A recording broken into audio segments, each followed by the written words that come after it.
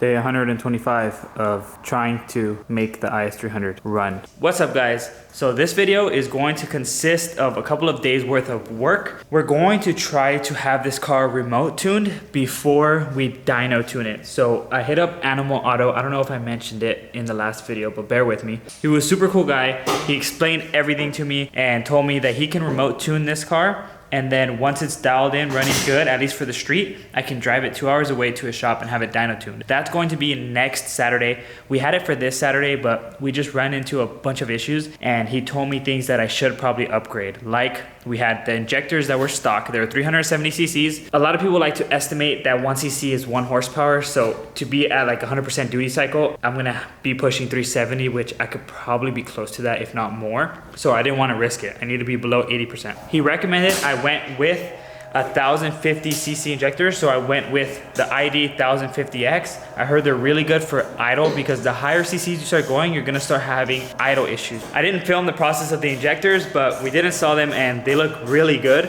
I was able to put it on without removing the intake manifold, which is really nice because this would probably be a bitch to remove, especially with all this crammed up space down here. And I did have to repin the connectors to these guys. These are the EV6, EV14 connector style. So I had to cut off the old pigtails and put some new ones in. This is gonna be fun. Martin's finishing up the intercooler piping. Jeremiah is almost done setting up the brake lines. He did them about a couple days ago, but we have 2 of them leaking, so he's gonna be repairing them.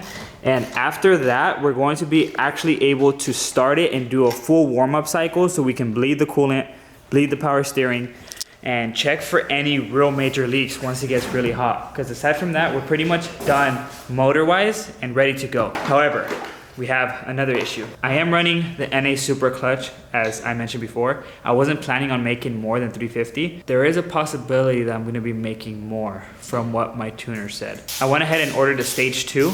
So that's going to be a nice streetable clutch. I heard it's not going to be able to handle a ton of abuse, but I didn't really care because I know the stage 3 is a 6-puck and that's the one Martin had for his G35 and that took a lot of abuse. But I want to be able to drive it every day, especially in traffic. And on his car, the drivability was pretty rough. I ain't gonna move, look at that. Solid. It's super close to the belt, but everything's good. I also cleaned up the wiring right here, so it looks really nice. Everything's tucked away. There's a lot more room right here, even though, like I mentioned before, the clearance issue is really tight. I think we came to the conclusion that the tool I got from AutoZone was so worn that when he flared out the nuts, they weren't flaring out enough, and they're just going right through them. So good old Harbor Freight right here is gonna help us out. This is the baddest kit ever made. What's today? Thursday? Day 360. Day 365 of preparing this car to try to dyno it and get it remotely tuned. So we have the brake lines all done up. Shout out to Jeremiah. We had to replace like a bunch of stuff because Martin stripped all of them. Martin stripped 2, and then We're gonna go with that, okay? Martin did all the issues with this car. He broke all the clamps, he broke my wideband, and he broke the brake lines. And the only reason we can blame him is he's not here. He's not here right now. And your bumper. You didn't make it fit. I'm not good with body work, but my dad is good with cutting shit. So I gave him my bumper so he can cut it out. I really didn't want to cut this bumper because these things are going for like 1,400 bucks. Yeah, but this looks way better. It's still a tight fit and it touches, but normally the intercoolers run cool, so it's not really gonna mount anything. But there's normally like a slot right here and then mesh, but he cut it all out and it looks really clean. He tried to make it as like factory as possible and it does look really good. No, it looks mean. It looks like yeah. it should. And it looks like it's factory, right? Yeah. Like it doesn't really look, I could put a mesh later on, but I don't think it would fit anyway. So I wouldn't.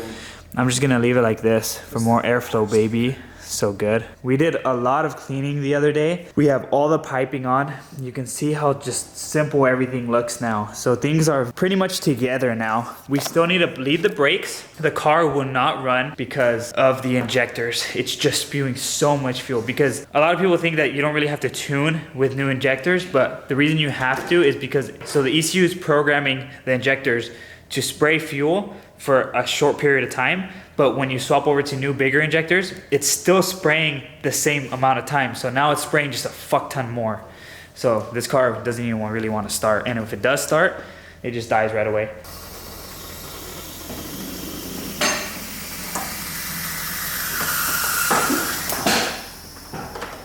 It always looks better on the ground, Germ. I know. Always. I honestly didn't know how it would come out, especially because I didn't think of any of the ideas of how the piping is going to look, how I want the engine bay set up. Just having everything flow together and trying to make it have form and function, it's more than I could ask for, especially because this has ABS, heater, power steering, AC. This has all the good stuff for you to daily this car.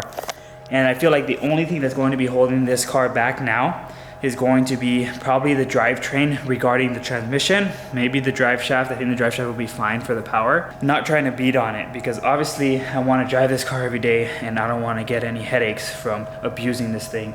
I just wanted a fun daily. I want something that's plug and play like this was, where I could just drop it in with the trans, motor mounts, and not have any issues. You know, everyone does one JZ swap, so obviously it works. Ooh, that McDonald's messing me up, bro. Today's Saturday. It's one of the big days because Andrew is going to start remote tuning this bad boy. So he said he'll be ready like around 15-20 minutes, so that's fine. Pretty much getting this thing ready to drive, and this is probably gonna be our first drive because I'm sure after the base map that he's gonna send me with the fuel table for the injectors, he's gonna actually want me to drive the car. We just connected the link to the computer. Everything looks good. I looked at some faults, see what's on there. Analog temperature sensor, that's normal.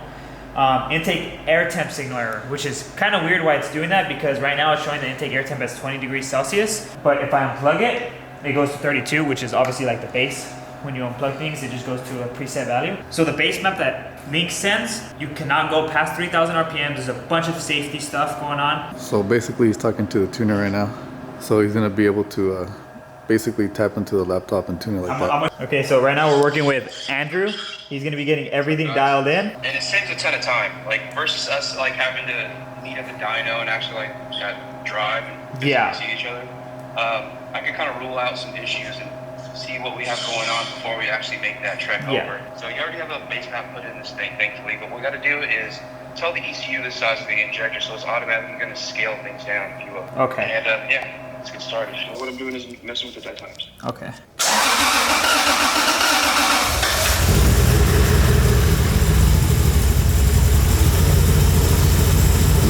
It is gonna run a little rough until they get the tuning dialed in. I don't know how many days have passed by since we started this video, but today's Monday, so probably like a full week. And we have some good and bad news. So, been talking to Andrew, and instead of towing it over there, I think he's going to be able to dial it in. He just said that when it comes to Link and tuning it, it's a little more tricky than when it comes to other manufacturers like maybe Haltech AEM. So that's great news. That means that he's going to be trying to dial it in tonight. He told me around 8 to 8:30. It's about like 7:30 right now. Bad news is that my valve cover broke. I don't know how it happened. I probably over torqued it, even though I torqued it a spec. I was using aftermarket bolts that I got from Drift Motion, but one of them cracked. So I had to take the whole thing off and go get it welded by Dakota, which is awesome having a good welder nearby. So it welded right here. You can't even tell because he grinded it all down. But if you check inside, you can see the welds right there. So hopefully they should hold. If not, then we're just gonna have to get it repaired again. I also threw some paint thinner on the engine cover. I think this looks a lot better without the red and black paint. So let me just set all this up and hopefully we can get this thing squared away today. Yeah, I don't think we're connected really fast. So what he's doing right now is messing with the fuel table. It's so crazy watching him work. At first you think, yeah, you know, tuning doesn't look too complicated, but then when you start seeing all the graphs, all the tables, you're like, okay, this is a little weird. I have no idea what he's doing. But this guy is legit. Andrew is a badass when it comes to tuning. Yeah, we're just gonna get you going to the dyno. If it drives well enough for you to make it to the dyno, then I'll say do it. Okay, sounds good. Let me see what I can do for the fuel control, if I can turn on the closed loop. Okay, so I guess this is like the official first start. We don't want to drive it on the street too much just because it doesn't have a hood on. Easy target to get pulled over. But it's like already 10 o'clock at night. I'm exhausted. Stephanie's probably over it already. But we're gonna drive it.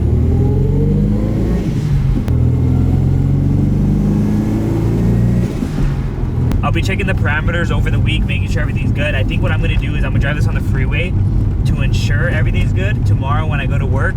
And then I'll probably like drain the fluids, put new fluids in. I definitely need to put some new gearbox fluid in because this thing does not like the old fluid that's in there. So far so good. It definitely needs gas. So I think we'll head back to the shop. Stephanie and I will put on the hood and make sure everything's latched and tight. And I think that's it. This is the first drive, like first legit drive. It's kind of crazy. Excited? It's like, yeah. I mean, I can't beat on it, you know. Well, obviously, but I mean, are you excited for like driving it? Yeah. Turbo noises. I'm so excited with that. I'm just excited that things are going okay, right? Like whatever. The car's obviously I can't beat on it right now. It's not making that much power. It's just a safe tune just to drive over there, like a base map, pretty much the way I see it. But I'm just fucking excited. I'm driving it, like, God, like everything's been going like super smooth, and even with the small hiccups that we've been having, like the motor's alive, you know, the car's running, I'm driving it, and we're not having any issues. Like this car gives me way less issues than the E30, and the E30 is practically stock when it comes to the motor, you know, and it has idle issues and all these things. Like the IS has never failed me, and that's why it's like I love this car so much. No matter what I do to it, it's so forgiving. I don't really want him to make a lot of power with pushing the trans, so whatever he thinks is good and conservative, I'll do it.